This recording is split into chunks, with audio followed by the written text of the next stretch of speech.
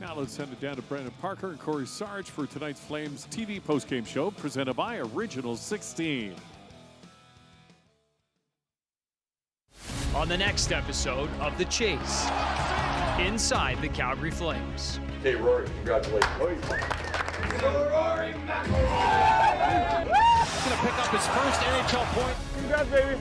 Woo! Let's earn our paychecks today. Let's go have a little fun thing. You ready to do something that might be a bit painful? High stick me in the flipping face, you flipping dummy. Yeah! Let's go! Great job, Wolfie. Unbelievable. Not today, not today.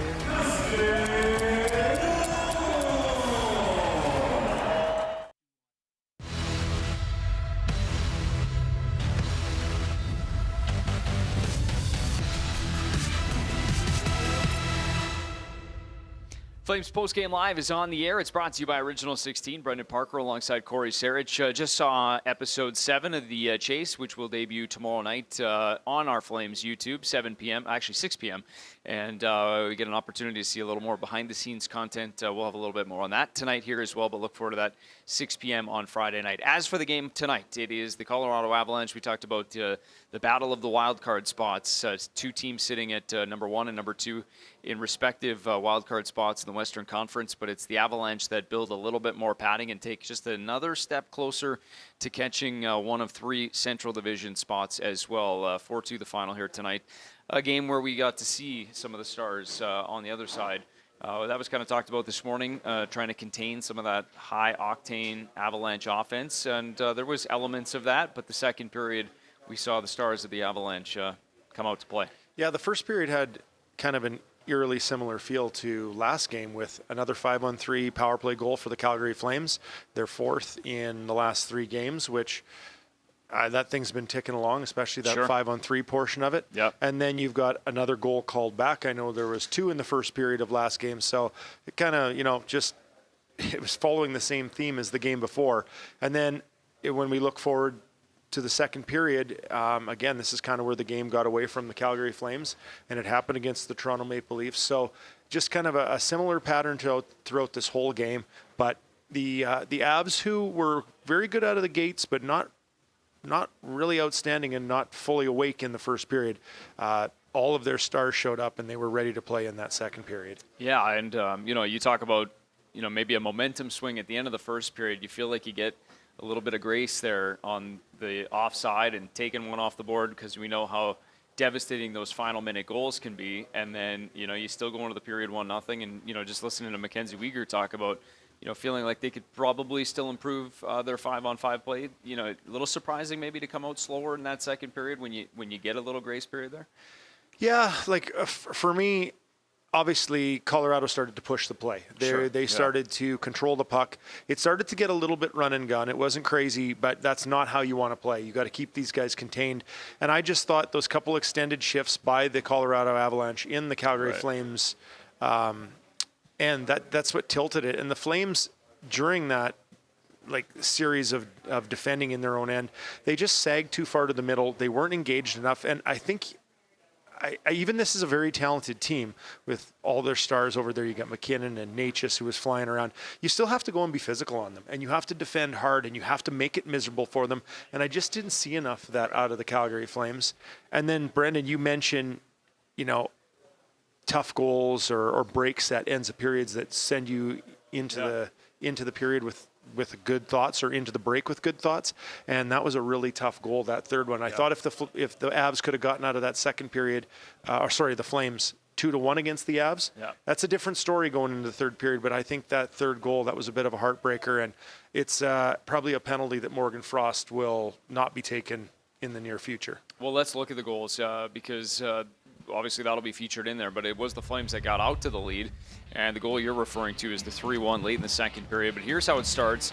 Another 5-on-3, another opportunity with the 5-on-3, but it's the goals that have been most impressive. That's now 4 in the last 3 games. Yeah, and this was, again, really good movement, good confident plays by the Flames. They have a plan in place. They know what they're looking for out of all of the spots, and it's a great screen in front there by Sharon Govich, and Huberdeau, he said all I had to do was just find the spot, make sure I got it around him, and he did a really great job there, and nice to see him shooting. Yep, beautiful positioning, and really tightened up the outside of that power play, and Huberdeau's got his 21st of the season, but here comes the answer, and it comes quickly into the start of the second period. Just a $120 in, and there's another guy with a shot mentality. And yeah, he was shooting the puck all night, Cale Makar, and such a shifty little move here. It doesn't look like much, but if you just watch him make the small adjustment before he shoots, changes his angle, and it's pretty hard for any goalie to pick up and stop. Just a quick little stick handle, shot into the stick, passing screen in front, and he scores a lot of goals like that. Beautifully positioned shot for Makar. That's his 20th goal of the season, and they would keep it coming. This now just a little over past the 5-minute mark of the second period, and they've been buzzing in the offensive zone. This was a heck of a shift that leads to an Artturi Lehkonen goal here. And they had been in their end for about a minute. Sure. And there had been multiple chances, and Wolf was standing strong. And Coronado gets a bad break here. The puck bounces over his stick. There's nothing he can do about it. But the way that he defends after the bad break, you turn your back on a player like Natchez, he's going to find a seam, he's going to do, and that was an example, one example, and I'm using Coronado, of not defending hard enough. You have to stop stops and starts, sticks in lanes. Even when you're tired, you can't quit against this team. You just can't give them any room. And it was, again, I thought it was way too soft in the Flames defensive zone this evening. So McKinnon's got a pair of assists, and then this is the goal, the backbreaker that you're talking about. So the late power play opportunity for the Avs, and now with just 17 seconds left, it's McKinnon that takes the shot, and then Martin Necas is posted up right behind the blue paint. Yeah, and it's, again, it comes off of a bad penalty at the wrong time of the game, and you can't give these guys any type of advantage. You have to be super disciplined against them.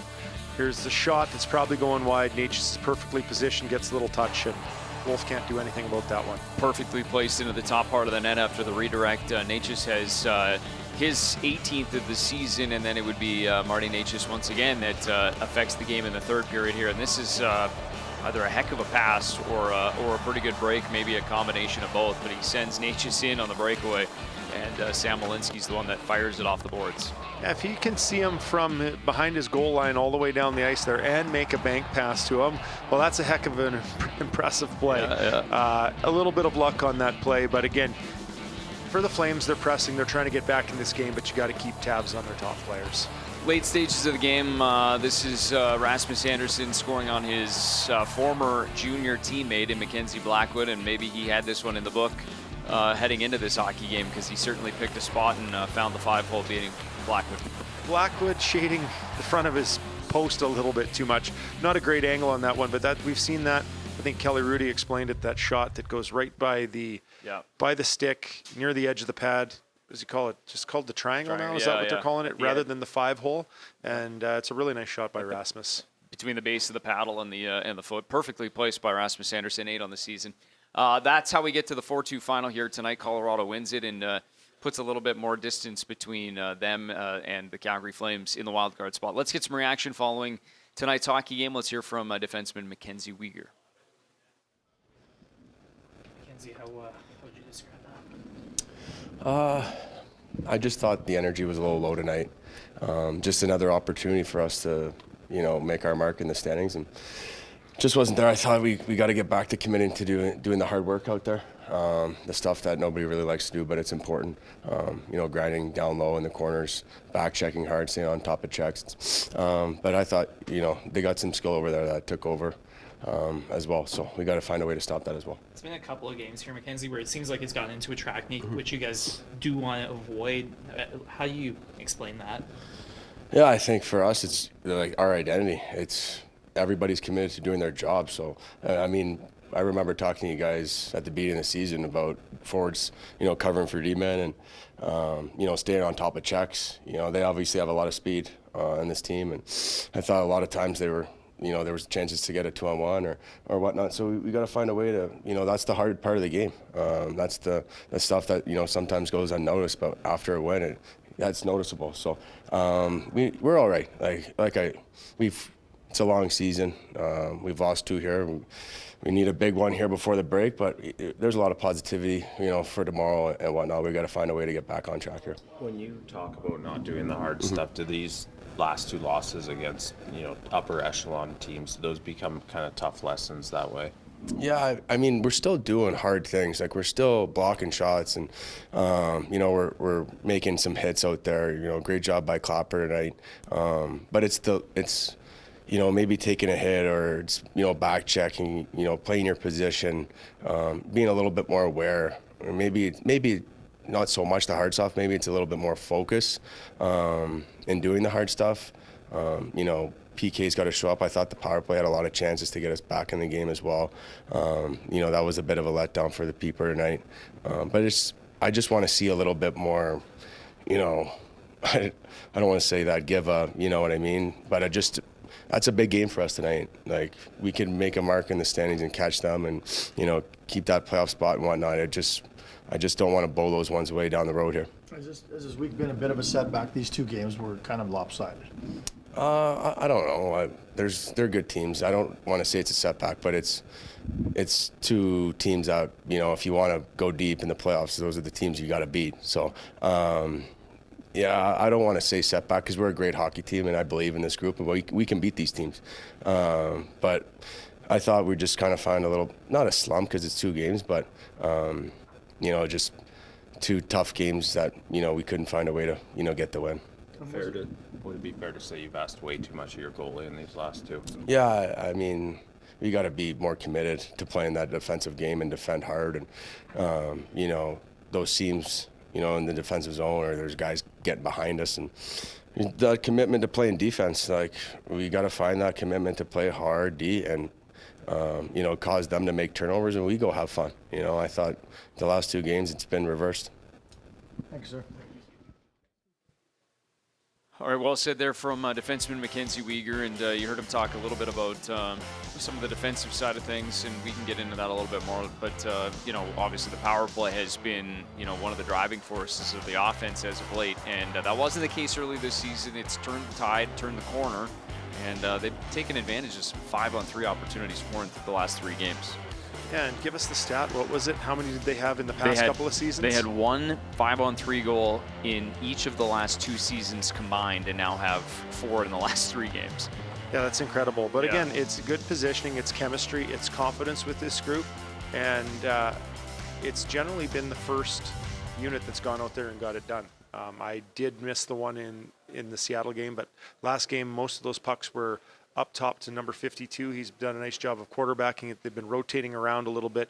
You see some good movement between Huberdeau and Kadri, who've continued to develop their chemistry together this year. And then again, they're shooting pucks at the right time, finding seams, and then they're really hungry. They're getting after pucks on that 5-on-3, and that's a good sign.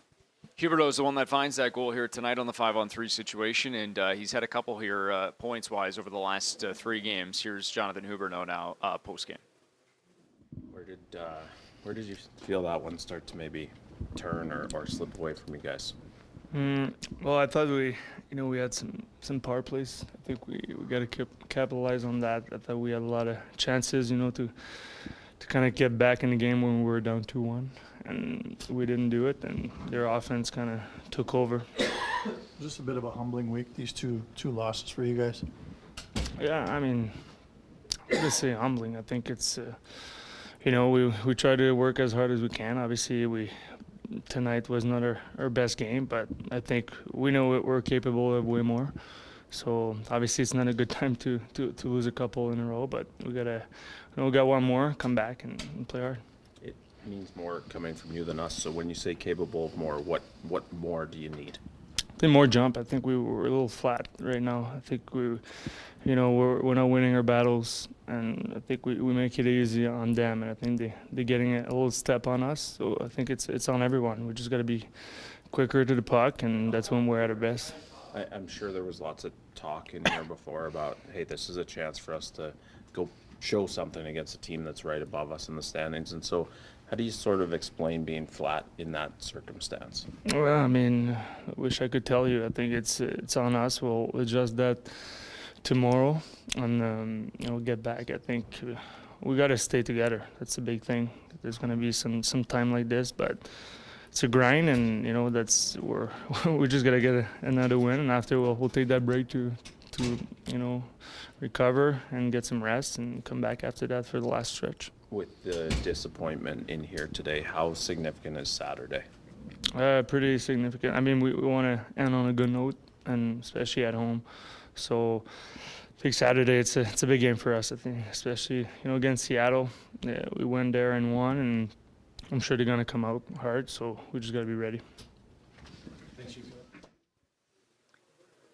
All right, there's some thoughts from Jonathan Huberdeau, the goal scorer here tonight for the Calgary Flames, and you heard it from him. You heard it from Mackenzie Weegar as well, and obviously some disappointment in the way the last 2 games have gone and some of the stuff they've given up, but also talking a little bit about you're fine. You got one more game here on Saturday night against Seattle, and you're still right there in the mix, but to make sure that you go back to what's made this team successful, and still a lot of confidence by the sounds of things that they can do that. Yeah, and you heard a couple of comments. You heard flat from both of them, and then you heard also just Mackenzie Weegar summed it up very well. He's like, we got to be better on our own end. We have to compete. We have to want it more. Right.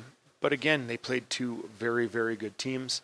Maybe not the measuring stick that they wanted for it, but again, those teams can score goals, and if you make a few mistakes, so it's a learning curve for them. But again, like you said, they've done a lot of great things this year, and you got to revert back to that and just make sure you keep forcing the issue. And again, just go back to good habits. Go find it. All right, let's go back inside the room one last time. Let's hear from the goaltender, Dustin Wolf. Sensational at times tonight, keeping this game in as tight as it possibly could, late stages of the third, and unfortunately the comeback not meant to be here tonight, but here's Dustin Wolf following a 30-save loss. Where did you see this one sort of turn on your group tonight? I thought we had a good start. Buried the first one, and kind of throughout the first period we played our game, and then as soon as the second period started, I think they kind of took advantage of some turnovers and some mistakes that we made, and it's a very skilled group over there, so especially their top line, you give them opportunities, they're going to make you pay, and that's exactly what happened tonight. What can be learned from a week like this, those two games in particular for this group? I mean, we need full 60-minute efforts. I think we probably only put a good 20 minutes together in both of them. I think they were kind of almost replica games where we had a good start, and the game kind of got away from us in the second, and not able to recover. So, we need to have better starts to our second period for sure. From your vantage point, has that been a strength for the group up until these two, is kind of getting back a hold of a game when it does feel like it's starting to slip a little? Sure. I mean, that's the nature of the game. The nature of the league is there's going to be times where momentum's going hard the other way, and you got to find a way to kill theirs and gain some. And I don't think we've found a good enough ability to regain the momentum onto our side. And that starts from me keeping the puck out of the net. And at the end of the day, the job is to score one more than them, and we haven't done that. I was just going to ask, these past two, how have you felt personally? I mean, you never want to give up 9 goals in 2 games. I thought starts of games I've felt really good. There's been moments throughout them that I've felt like I'm on top of my game, and then there's moments where it kind of gets away from you, where they bury 2 in a very short span of time. And like I said, they both teams, Toronto and them over there, they got skill, and if you give them opportunities, they're going to bury you for them. Knowing this group in here, what do you expect to see on Saturday? I expect us to see us play a desperate game. This is our last game before the break, and these points are critical right now. We're fighting for a spot in the playoffs, and these are the points that mean so much when you look back at the end of the year. These are the ones that you want to gain 2 points and not lose. So I think we're going to have a very desperate mindset coming into Saturday. Okay, thanks, Dustin. Cheers to another season of great times and great taste. Celebrate things done well. Original 16, official beer sponsor of the Calgary Flames. Must be legal drinking age.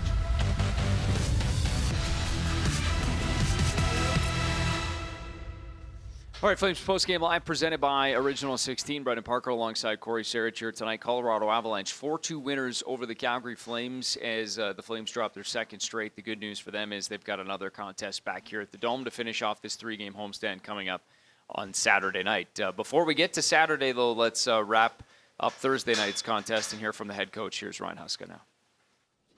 Maybe just your assessment of that one? First period I thought was a good period. I thought when they scored earlier in the second, I thought we were flat from that point on until the last little push there at the very end. But that's really what my assessment was. I don't think we had a lot of pushback after they scored early in the second period. How is it that a moment like that can kind of flatten or suck the wind out of a group exactly? Well, it happens, but it shouldn't. Those are the moments in a game where you have to have your next line or next pair or your goaltender, whoever that may be, has to try to flip the momentum quickly. Whether that's a hit or time in the offensive zone, whatever the case may be, those are situations where you have to call upon your line mates or your line or your pairs or whoever that may be. Someone's got to shift the momentum back quickly, and we didn't get to that tonight. What do you take out of these last 2 games? What are kind of the biggest lessons learned for your club? Well, when you look at the last 2 games, I think the biggest issue that I see, I mean, you look at the score sheet tonight, their top players beat us. And you could probably say the same thing against Toronto. So I don't think as a group we handled them well enough. whether, like tonight, there was no real hard match because the McKinnon line usually plays a lot. So there's different people that are on the ice, and we have to find a way to be harder, better players against other teams' top players. So especially in our own building, they shouldn't be able to come in and get 3 points like he does tonight. Does a loss like tonight maybe sting any different when it's an opportunity to kind of show something against the group that you're hoping to chase down in the standings? Yeah, a loss, they all sting. I mean, the key thing for me is how you respond, I guess. Like, we have to have a good practice tomorrow, and we have to make sure that we are at our very best for the last game prior to the break. Coach, you've been pretty stingy through the neutral zone and against the rush all season. What's kind of changed over these last couple games where it's allowed them to attack a little? Well, the two teams. I mean, they have a lot of speed in their group. I mean, it's easy for me to say our structure is broken or not. Well, those teams are fast teams, and there's a reason why Colorado is the #1 team in the NHL for entering the offensive zone with speed. So they should get a little bit of credit in that area for sure.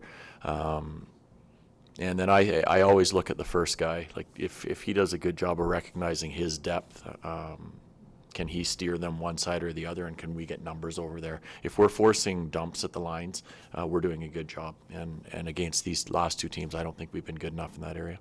What did you think of Dustin tonight? I thought he was fine. Yeah. Okay, all good. Okay, thank you. All right, there is the head coach of the Calgary Flames, Ryan Huska, putting a wrap on tonight, and let's show you the updated. We're at that point in the season now where the standings matter. That's why there is some urgency. That's why you hear it from the group, and here's the most recent scenario that we see. Now, Flames actually technically fall out of that final playoff spot, but only momentarily because they'll await the result. Vancouver and who are they playing in? Vancouver? Are they playing Seattle? No, San Jose. They're in San Jose tonight. Seattle is at home to Toronto. They're losing, but Vancouver and who did we just say there's the Sharks? San Jose. Vancouver and San Jose, they're scoreless into the second intermission. So Vancouver and San Jose are scoreless. We'll see. We'll get an update on that game and find out whether or not the Flames can move back into that spot by virtue of points percentage. But right now, the tiebreaker goes toward the Vancouver Canucks, but obviously that'll change. And then we got Saturday night, and that's where the attention goes. And I think you hear a lot of that messaging from the Calgary Flames, just the importance and significance of Saturday and finishing. Obviously, that's been the talk this week, is this homestand's important, but now you only got one chance. Yeah, and this is a team that you just beat in their own building, so you know that they're going to be ready to go, and they're going to want to, it'll be their last game as well, and they're going to want to be putting a stamp on how they go into their break. So I expect it to be a pretty gritty contest, and it definitely should be from the Calgary Flames perspective. So I got an invite to go to this one. Gonna go sit in the stands, maybe cheer it on, because it's national, and I know that I don't have enough talent to cover anything national. So yeah, I'm just gonna be in the stands rooting for the Flames. Just wearing your red and white. I like it. Good job. That's what you need to do, is just show a little support, bring some energy. If I cheer loud enough, maybe I can have an effect on the game. Yeah, that's right. That's right. Never know. Well, we appreciate you, and thanks for doing it. And enjoy your little break. We'll see you in a couple weeks, I guess. See you in March. Yeah, see you in March. All right. Well, we'll see Sarich later, but we'll be back with you on Saturday night. It is a national after all, so we'll bring our best. It is the Avs finishing up a 4-2 win here tonight as the homestand wraps up on Saturday night. That is the last game before the Four Nations face-off break hits. And it's a big one against a Pacific Division rival and the Seattle Kraken coming into town. That's an 8 p.m. start on Hockey Night in Canada. As for tonight, we'll sign off. Flames fall for the second consecutive game, but one last chance to get it back on track Saturday night against Seattle. Thanks for watching Flames Postgame Live, brought to you by Original 16. We'll see you on Saturday night